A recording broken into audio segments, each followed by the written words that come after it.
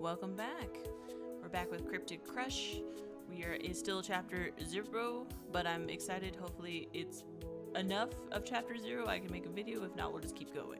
It was a long video last video, so happy second day of the year. I hope it goes well for everybody else. Taro's gaze trails down and rests on your cell phone, laying on the counter. What are you doing to the cat? You think Madhouse is causing this? Perhaps. You tap your phone and the screen flickers green. Hey, I'm a little helpless ghosty guy.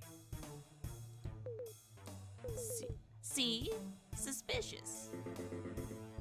That's just my voice. If you're so sure, why were you sneaking around last night? That was you digging around the pantry. I'm incorporeal. You think a plastic container could keep me out? That explains my food budget. Are you sure this cat's a ghost? 'Cause last I checked, ghosts don't eat. Have you ever tried? Plenty of times, but the pizza delivery guy never gets past the barbed wire. Almost like they'd get myrtleated. Narrator said. I'm tired. Mike and Taro glare at each other. So, we know it's not Madhouse. Hey, if you need a good luck charm to scare off bad vibes, I can lend you my hat. That's oddly sweet of you. Not this hat, but the real one. Still, I know it means a lot to you. Didn't you die wearing that hat? That doesn't make it any less lucky. No one's gonna rob a grave for your stinky hat. Are you kidding? I'm an urban legend.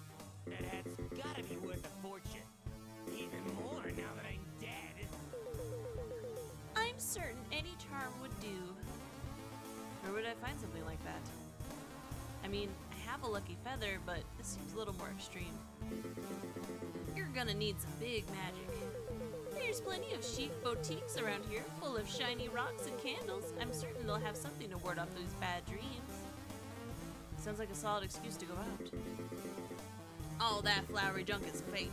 If you want real magic, Edith's potion shop is just around the corner. She paid for an ad read once.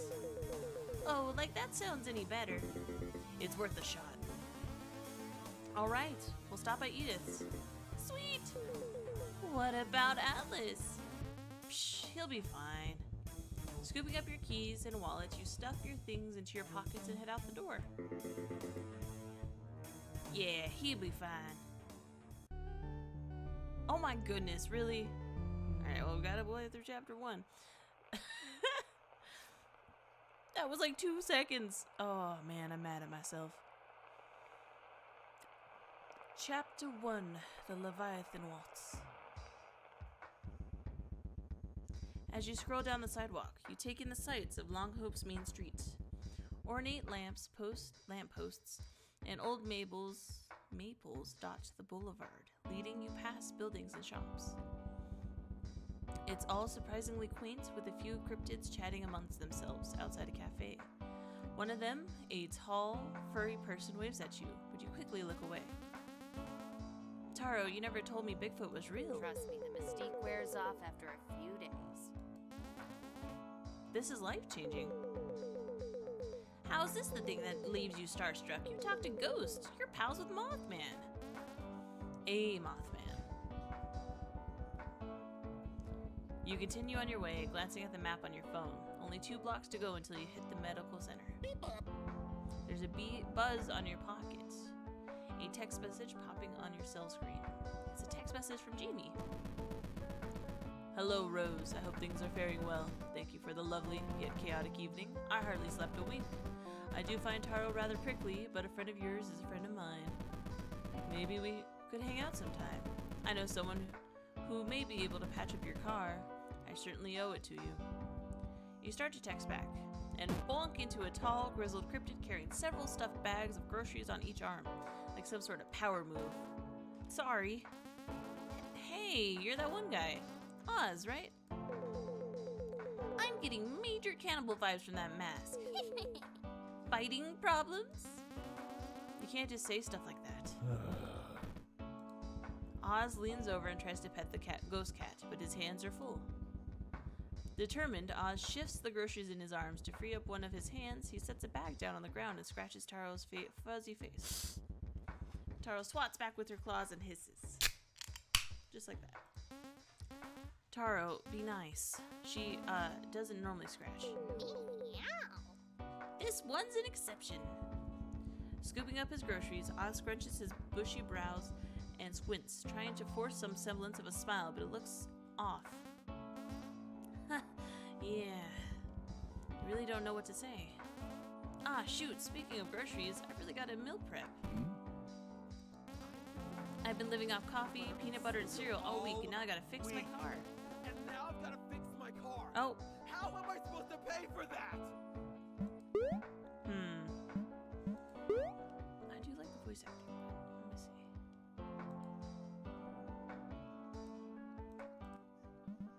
Okay.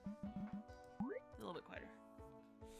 I don't know why they yelled that line. Jamie says they know a guy, but can I really trust their judgment? Oz shrugs. I know what he means, but Atlas keeps leading me to dead ends. He just doesn't take this stuff seriously.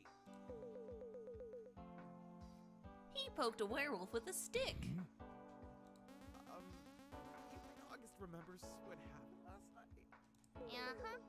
Let's hope not. Let me see, actually. Let's do the voices different.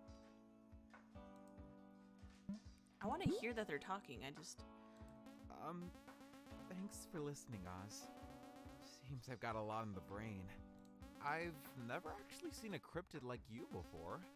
I mean, moths and ghosts are pretty self-explanatory, but what are you? How's Oz supposed to answer that? Oz steps off the sidewalk into a small, empty lot. He grinds the heel of his boot into the ground and drags it through the dirt. It takes a moment before you realize he's spelling something.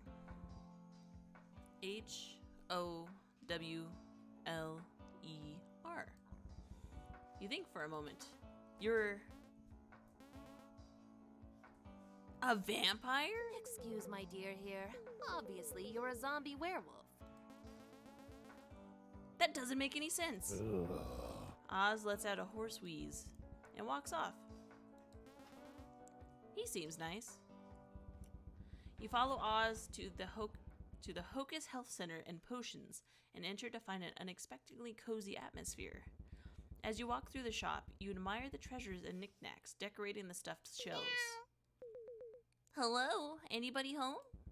The front desk is empty and Oz is nowhere to be found. Where'd he go? Perhaps I can help. Hopping across the wood panel floor is a large, stark, white raven. Edith is caring for another patient and left me in charge. What do we have here? Who's this pasty white morsel? The name's Thursday, at your service. I take it you're looking for the Wolfman? He's resting in the east wing through the breezeway. I'm certain he'll be happy to see you. August is here? There's no way you're ready for that conversation. Totally. Do you have any charms to ward off bad dreams? I've got a monster problem. Are you by chance referring to the three-eyed cat? I'm not a monster. Ah, well don't fret, tall one. I'm certain Edith can craft the perfect charm for that. You go on ahead and I'll let her know what's up. And I'll stay here, where it's safe. Very safe.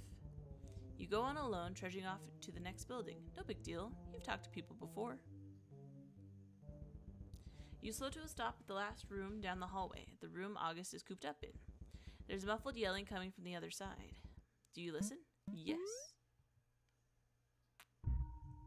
Do it again. No, one more time. Why? I failed 3 times. You walk up to the door, but can't muster the courage to listen in.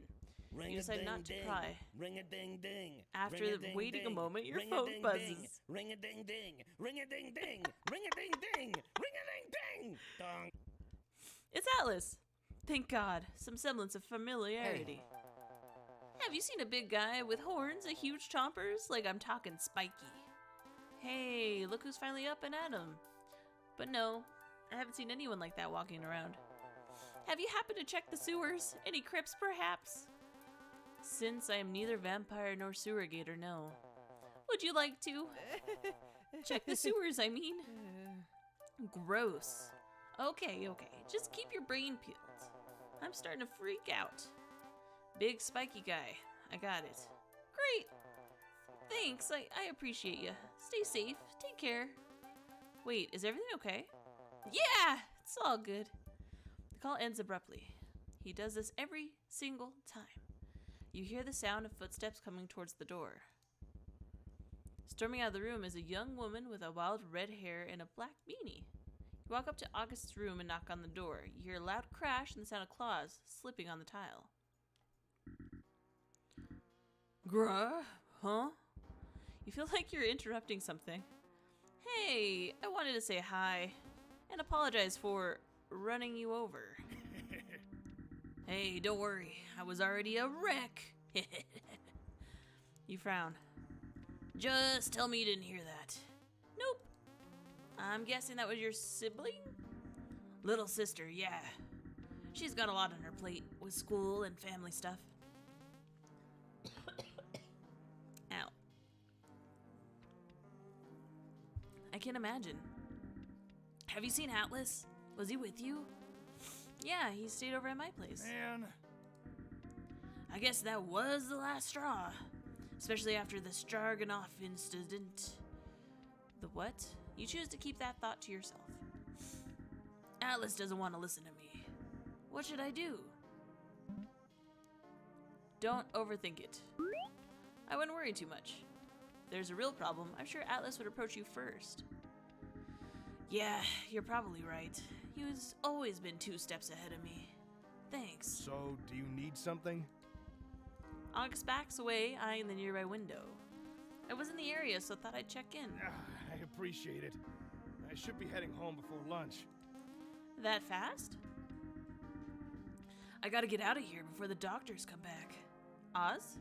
No, the mean one. This morning she chased me with needles. Sounds like you have a lot to worry about. Nothing I can't handle. Seems you're both at an impasse. Not sure what to say next. Well, I better get going. I'll see you around. Good call. I'm getting out of here. You walk out into the hall. You're back in one piece. So how did it go? It went all right. I still feel kind of bad, but August didn't seem to care. About getting crushed by 2 tons of force? Yeah, it was kind of awkward. Did Thursday send you? Yeah, I got bored. Oz won the starring contest. Taro's fur bristles. Though I sense something's amiss. Wait here. Looks like you fetched everything we need. Indeed. Did anyone see you? You better have kept your mouth shut.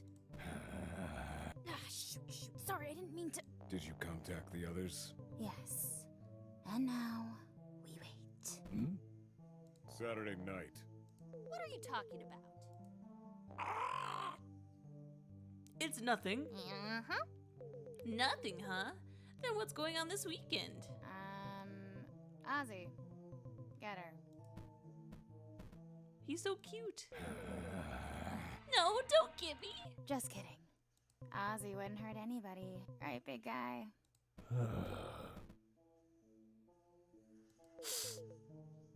Whatever. You're all the worst. What are you doing? Oz scrambles backwards as you approach. Howdy, human. You're the one who put the Wolfman in the hospital, huh? That's brutal. Not on purpose. It was a freak accident. And no need to be bashful, I understand. This town must be awfully dangerous for a human with us monsters lurking around. Are you really a doctor? I'm wearing the coat, aren't I? Anyways, I'm Edith and this is my shop. I don't trust her. But Madhouse trusts her, I think. So, a little birdie told me you were having nightmares. That's me. Here, this should help. Edith tosses you a twinkly charm bracelet made of beads. It's tacky as hell, but you can tell it was made with care. Isn't it cute? I love making these things. I like it. Thanks. Ugly. Look, kitty cat. I know it's kishy, but that thing's a travel-size protection spell. What does it do? Well, it's a charm that protects you. How much do I owe you?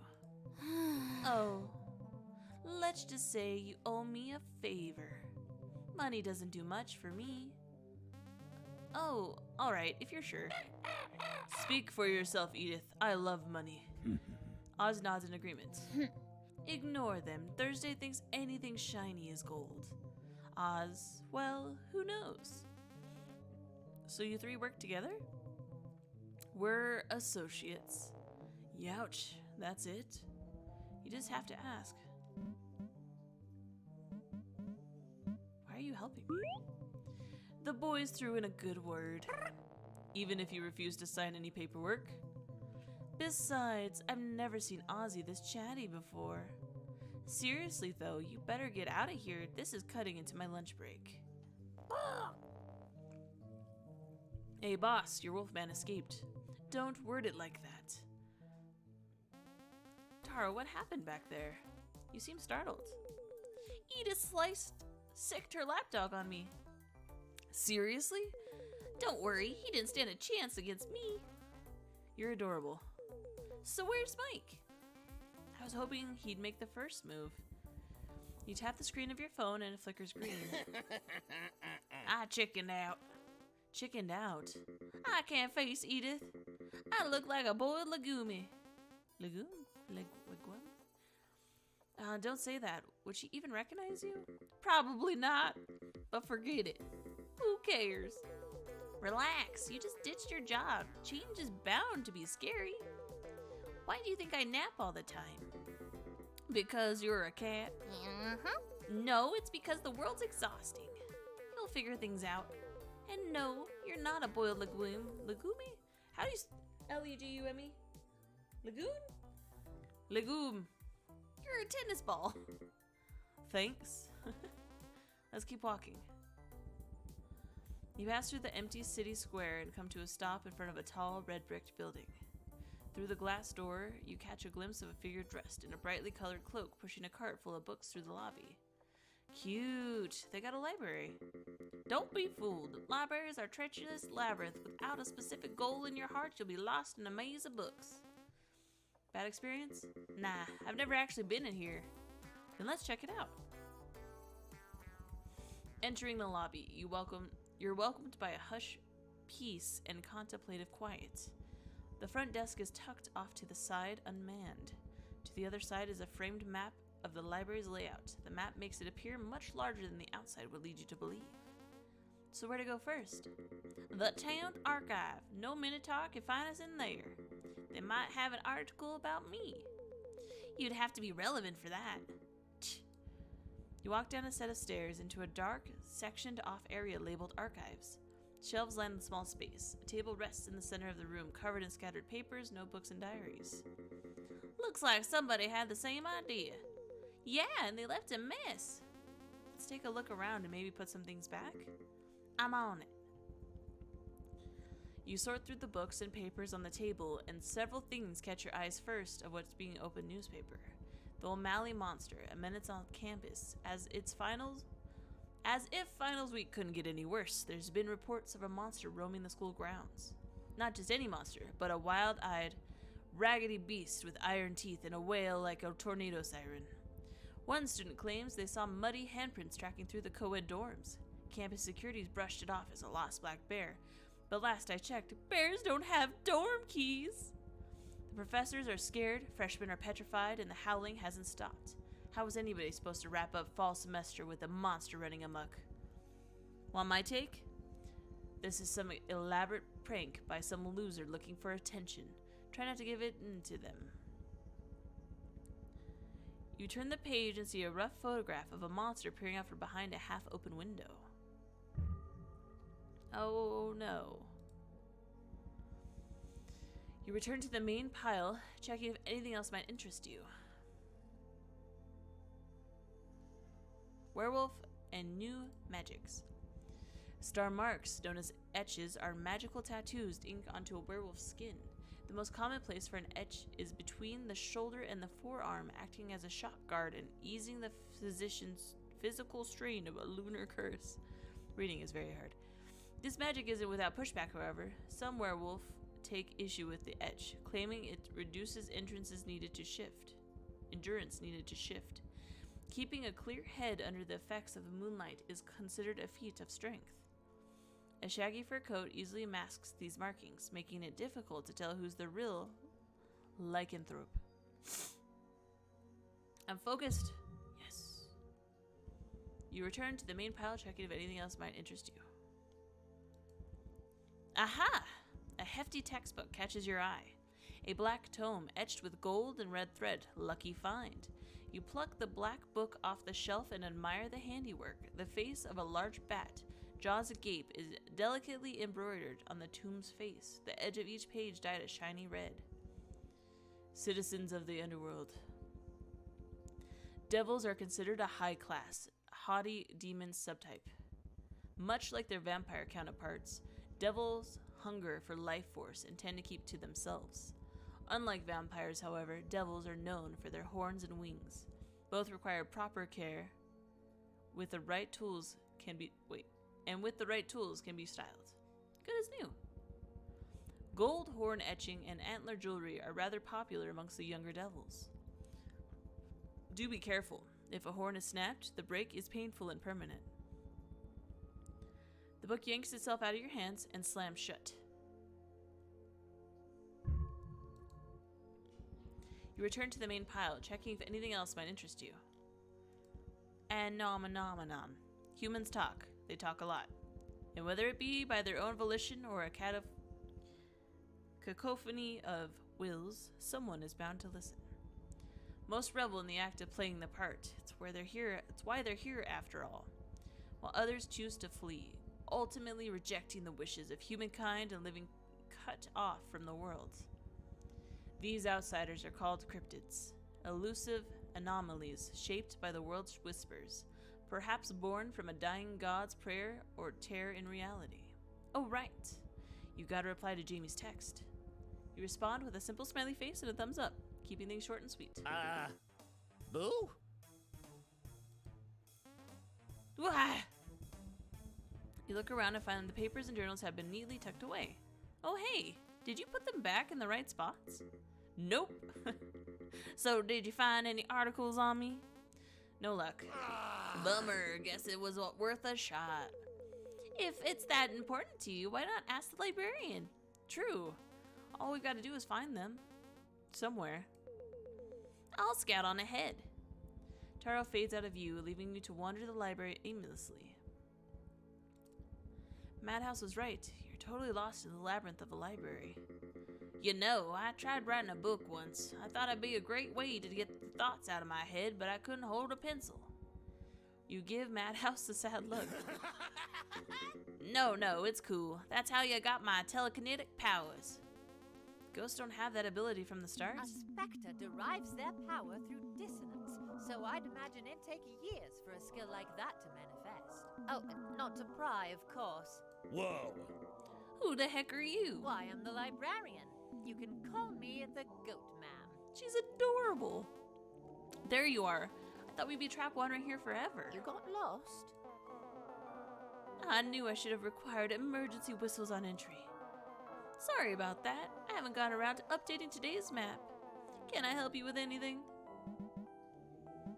What else do you know about ghosts?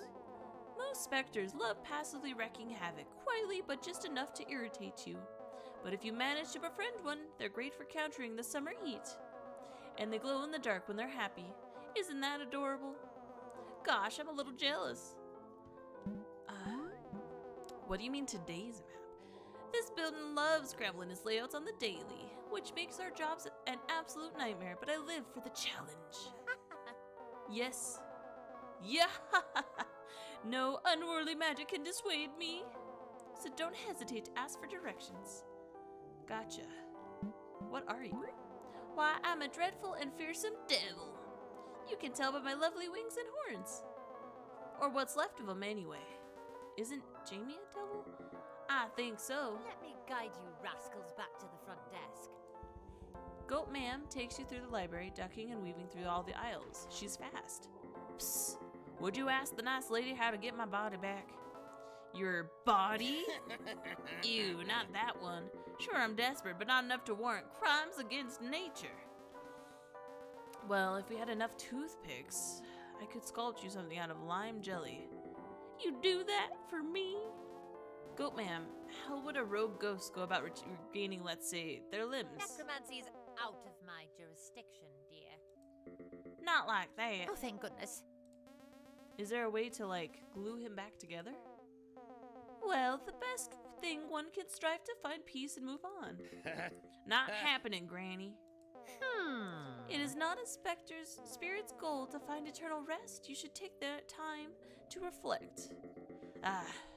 Never mind, get me a necromancer. Oh, aren't you a silly one? Let me get you kids some helpful pamphlets. Strolling out of the library, you flipped through the pamphlets the Goat Ma'am gave you. Existence for Geeks, To Charm a Reaper, Share the Abyss, Life in Ectoplasm. These are all terrible. Actually, open that last one. It sounds interesting. You unfold the ectoplasmic pamphlet, and Mike begins quietly reading over your shoulder. Let's find a place to sit and read these. Now I'm invested. I think we passed a cafe back there. Perfect. The ghost blips back into your phone, leaving you to turn around and nod along, skimming through self-improvement for the undead. Entering the cafe, you're greeted with the sharp air of roasted coffee and funky choral music that doesn't suit the atmosphere at all. Not that you're one to judge. Everyone has their odd music tastes. You're just here for a chair and a bite to eat. Are you in line? Standing towards the counter is a bundled-up cryptid hunched over a tiny coffee cup, dressed in layers of warm clothes and fuzzy hat to match. The droning music suddenly cuts to a preppy folk playlist. I was hoping to change my order, but I think Longhope's coffee is just bad. Like, look at this. It's crap. Just useless, warm brown water. You shuffle past the disgruntled cryptid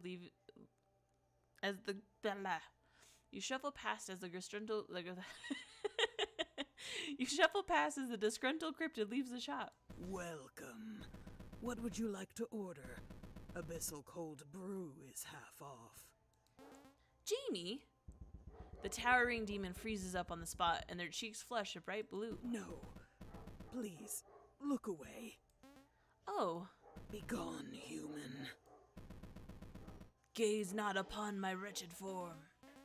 You mean your work uniform? Precisely, I am but a worm in this state.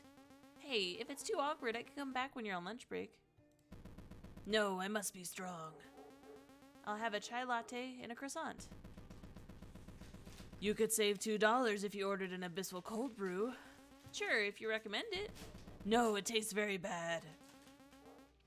How about an iced green tea? Great choice. You get your croissant and handcrafted beverage, eager to take a sip with great anticipation. You take a drink and gag. It's horrible. It tastes like the vacuum of space slattered with the Marianas Trench. This isn't what I ordered. I believe you ordered an abyssal green tea? No, abysmal? It's where we source our ingredients. Blech. What if I made you a drink that's off menu? I insist. Okay, just don't get in trouble. That's part of the fun. You nudge the drink aside while Jamie heads back behind the counter. Car batteries. Pardon? If you took some jumper cables and hooked me to a car battery, that'd be the jolt I need to get my powers back. Are you trying to electrocute me? No. Why would I do that? Who knows? Come on, loosen up. I wouldn't put you in harm's way. Tell that to your one fanboy. Youch! Gosh, you're brutal. I'm being honest, you know. I don't want you thinking you're off the hook here, Slimeball.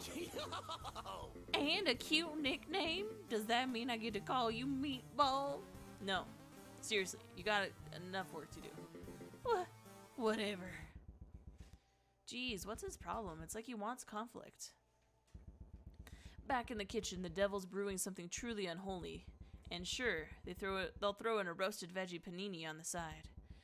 They search their hearts and the perfect recipe comes to mind. Ooh. Tincture of divine truth sounds tasty. Hell yeah. With an idea in place, they get to work. Their hands move masterfully as they concoct the punchy beverage, carefully crafting a brew to suit a mortal's palate.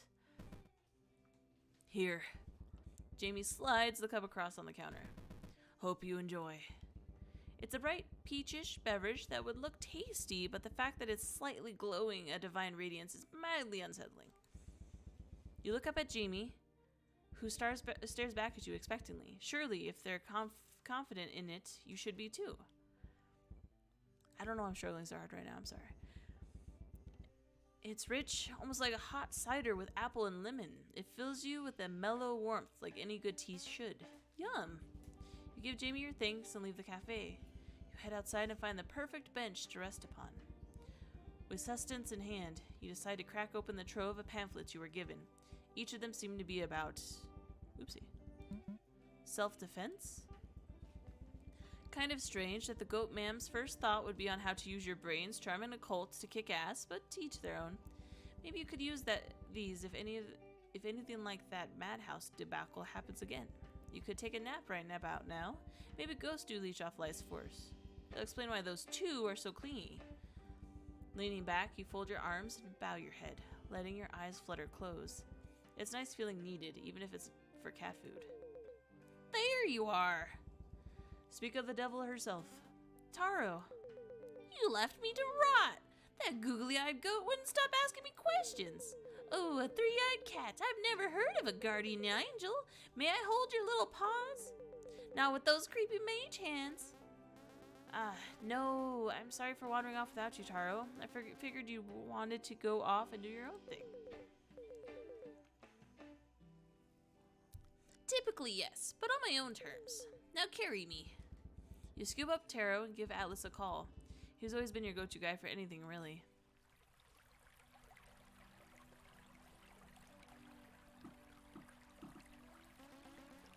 I'm at the bridge. Yeah, I stopped by the clinic. I think you went home. Okay, I'll see you there.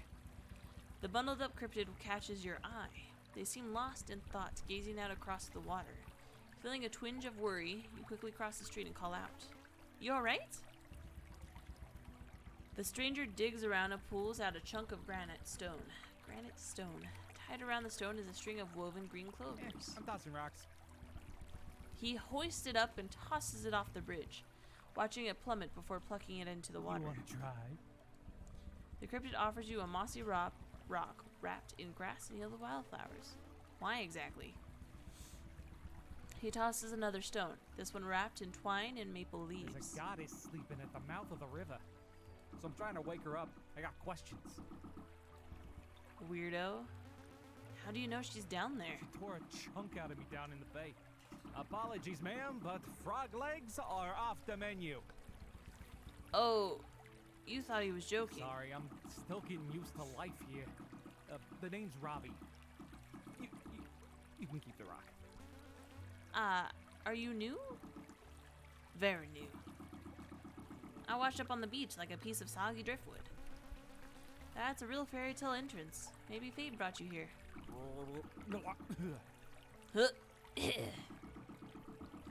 I suppose that makes me the frog prince. I thought you were a fish. A monster either way. You just have to ask. What does this goddess look like? Like me.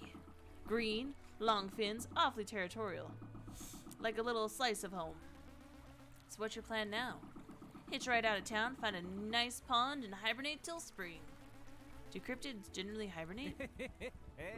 Robbie wheezes a strained laugh. Cryptids?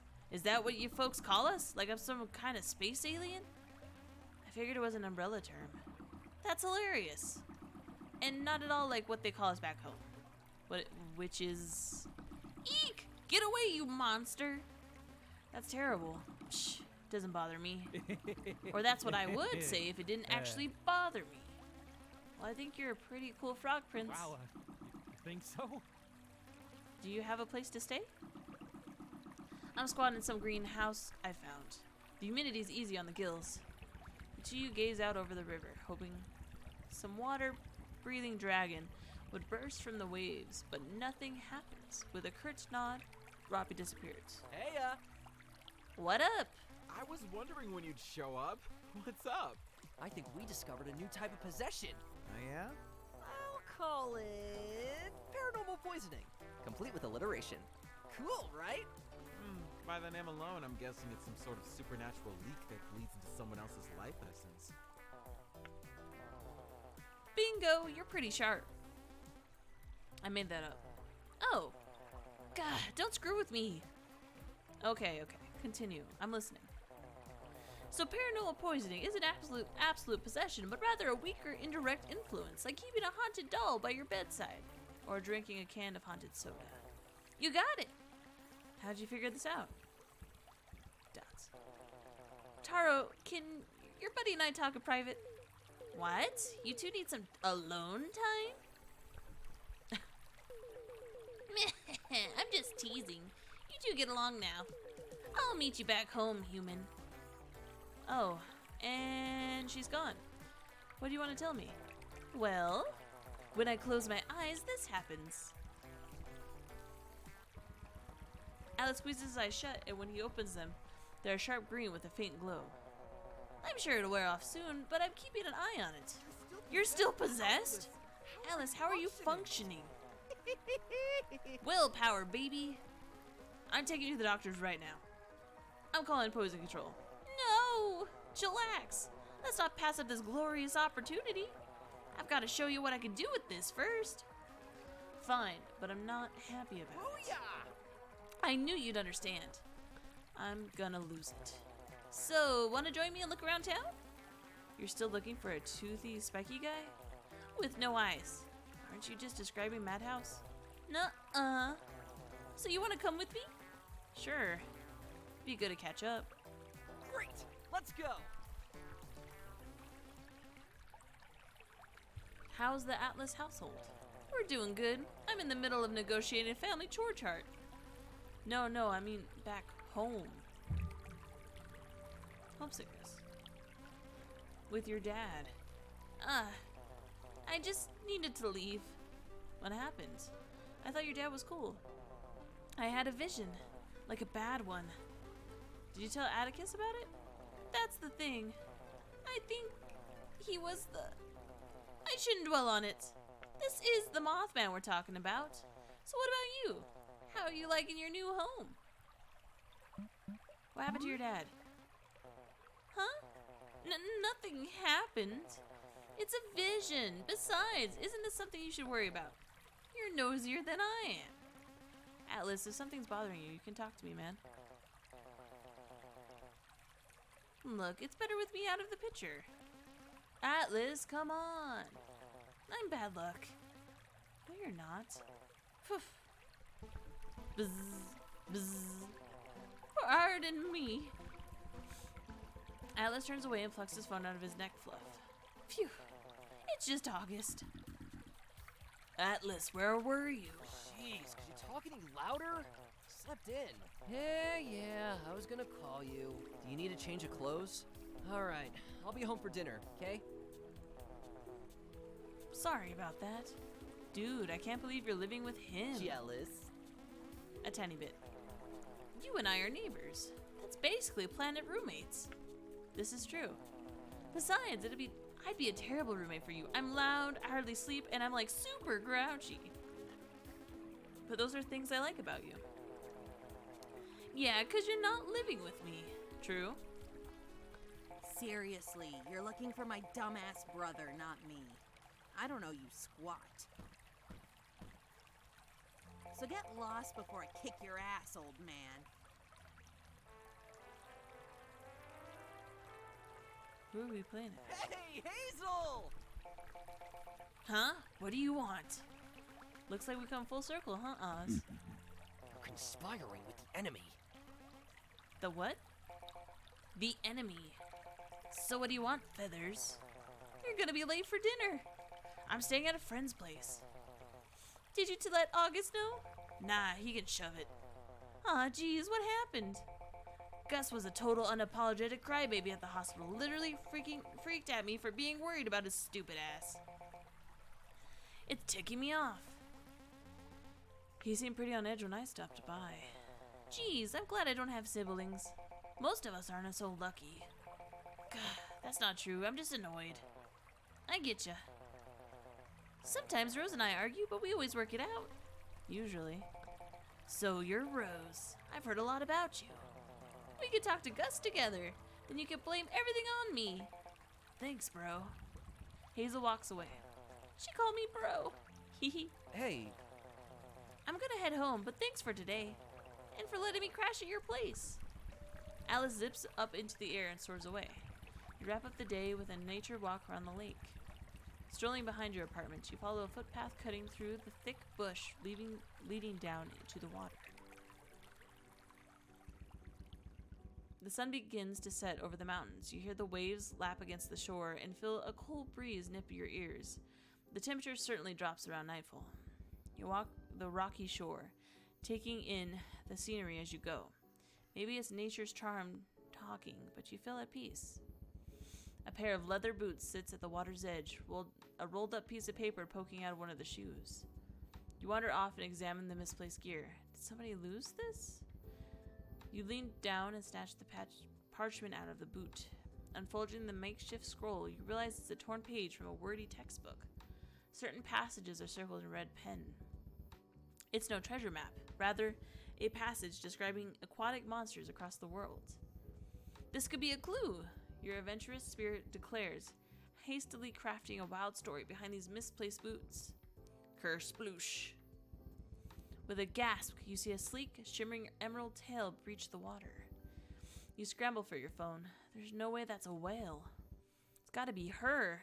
How'd she stray so far from home? Does she look like the picture books? The tail sways a moment before sinking back into the waves.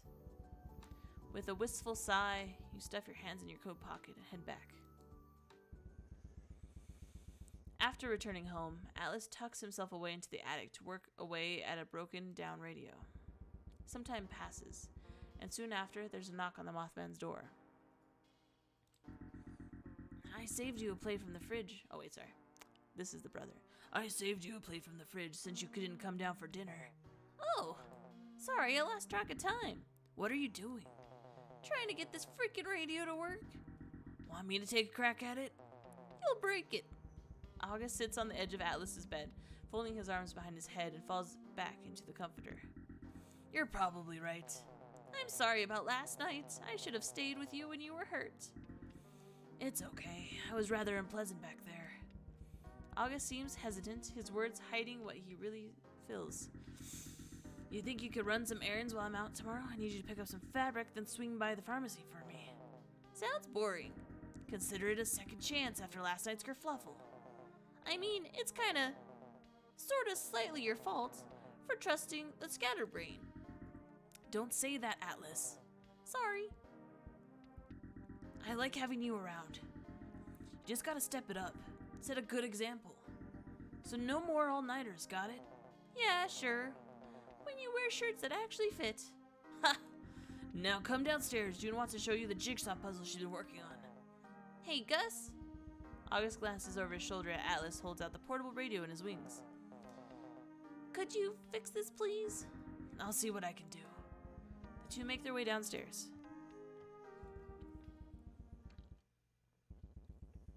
You return home and are greeted by a happy Taro.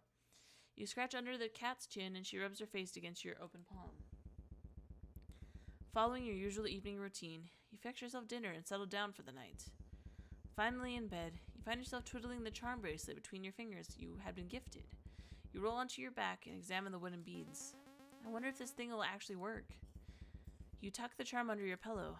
Taro floats down and tucks her little paws under her belly, her third eye staying wide open as she dozes off.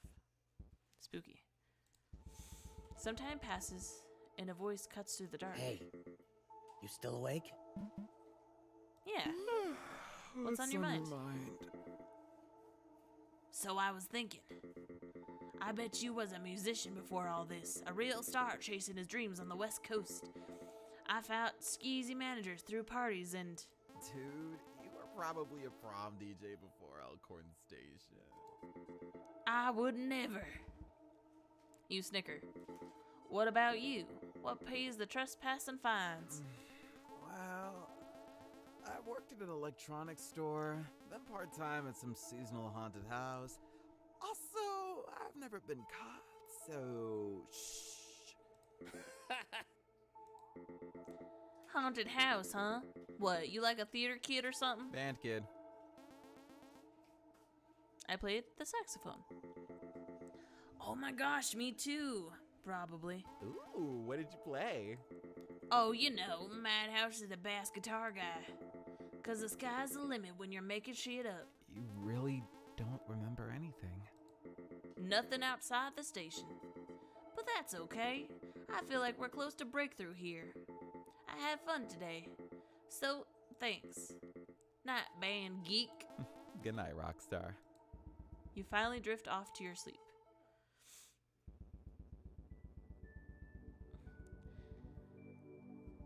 You sit alone on the far end of your old, overgrown yard, staring out into the woods past the overgrowth. You hug your knees to your chest and wipe tears away from your eyes, sniffling. Hey! A pair of bright red eyes peer out from the bushes ahead. You don't respond. What's up? Nothing. Ducking and weaving through the bush is Atlas, looking rather scrappy in his overalls and torn open boots. Do you like my new shoes? They don't fit. Exactly. It's so I can still grab stuff. Atlas picks up a stick between his talons and swishes it around. Want to see me draw? Okay. The moth drags the stick through the dirt and scrawls something out, all while standing on one foot. Ta-da! You look down on the ground and see two shakily drawn stick figures holding hands. One figure has big eyes and feelers. You and me? Atlas looks rather proud of himself. You're just trying to make me feel better. Is it working? What's the matter? Nobody believes me. Believes what? That you're real. Everyone says, ooh, you're playing pretend. That's just your imaginary friend. The photo, didn't you take my picture? It's too blurry. Hopping across the ground, Atlas flops on the fallen log next to you. Sounds like you need more proof. He digs around and plucks a feather from his neck fluff. This should do the trick. A feather? Everybody's gonna think you're a crow. You hear leaves rustling, heavy footsteps marching through the dense forest behind you. Huh, who's there? You look back and see Atlas is gone. Your backyard, the forest, everything is gone. Wake up. Towering over you is a gruff, long-haired stranger dressed in a white t-shirt and slacks. A piece of copy paper with a squiggly face scribbled in marker is taped to his face, acting some lousy mask. Oz? What are you doing in my dream? The intruder claps a hand to his chin and peels the paper off his face. Bad disguise. The howler hoists you up on his burly arms. His hands are rough and his forearms are etched with tattoos. Watch your head. Oz tosses you like a trash bag and you fall out of bed. Laying on the floor, you stare up at the ceiling, your heart racing in your chest. You hear a knock at the door. Ugh. And another knock at the door. Are you going to get that? Absolutely fuming, you leap to your feet, march through the kitchen, and glare through the peephole. Whoever it is, they're blocking the peephole. You open the door. Good morning. You're relieved it's a friendly face, but irked at being woken up at such an early hour. Couldn't you just texted me? I felt like any more text might be rude since your phone is now home to a ghost. Mike's not a digipet. Can I come in? I brought breakfast. Jamie reaches into their day bag and pulls out a fragrant loaf of pumpkin bread alongside a plate of muffins. You look at the muffins. All is forgiven. You step aside, letting the devil into your apartment. Jamie's horns clonk against the doorframe as they walk inside. I want to write August a sympathy card. Jamie strolls through the kitchen and places their bag on the table. Reaching inside, they pull out a fistful of markers and a blank card. That's not a bad idea, but where do I start? With a drawing. Picture's worth 1,000 words. Just draw whatever's in your heart. My heart? Squatting down, Jamie plops the lid off one of the markers and begins drawing on the card. You try peeking over Jamie's shoulder at the doodle, but they sheepishly block your view. Can I see it? Not yet. Perfect. We should be good to go. Do you know where August lives? Mm-hmm. We can walk there together. He lives just up the road. Sure. We can talk car damages on the way. The muffins weren't enough? Alright, I think this is a good spot to stop. I'm gonna save. I know. Can you believe me? But I don't know how long this game's gonna be, so I have to pace myself or else I'm gonna have like 2 really long episodes and one that's like 30 minutes. So thank you so much for watching. I hope you had fun. It is a dating sim, by the way. I said in the last video it wasn't. It is. I just haven't gotten there yet, I guess. So it's also, I think, a demo still technically, but it's pretty done almost. I'm pretty sure. Like it came out 2 years ago, I think the demo did. So this is pretty far. If it's the full game, even better. I don't know. But thank you guys so much for watching. Don't forget to subscribe, like, comment, tell me if you like it or not. And don't forget to support the official release. I will always leave the link in the description because I feel like that's important. I love you guys. I'll see you later. Bye.